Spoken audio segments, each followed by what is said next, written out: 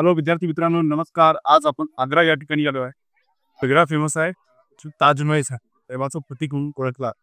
विद्यार्थी मित्रांनो, मी माझ्या वेबसाईटमध्ये बघितले सुंदर इमारतीपैकी हे एक इमारत आहे. संपूर्ण जगात प्रसिद्ध आहे. तुम्ही इकडे माझ्या मागे बघू शकता ही योजना इथे आहे.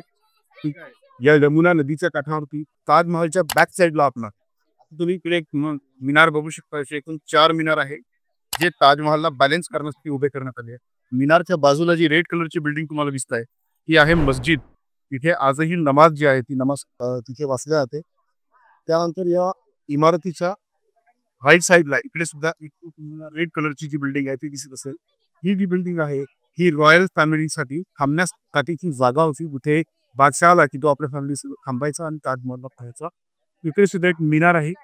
हे जे मिनार आहे हे मिनार दोन्ही साईडला थोडे झुकलेले आहे, जेणेकरून जर उद्या काही कमी जास्त झाला तर मिनार हे इमारतीवर पडणार ना, कुठे दोन्ही वेगवेगळ्या दिशेला पडेल. इतकं जबरदस्त आर्किटेक्चर आहे.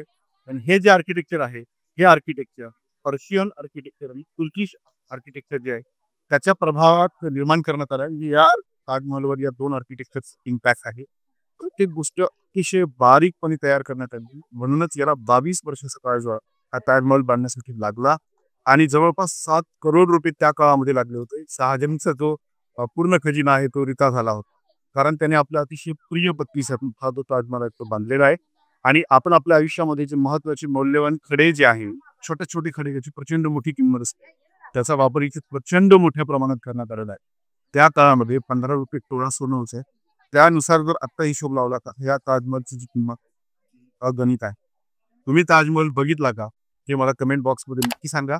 मला आवडला, तुम्हाला तो आवडला कसं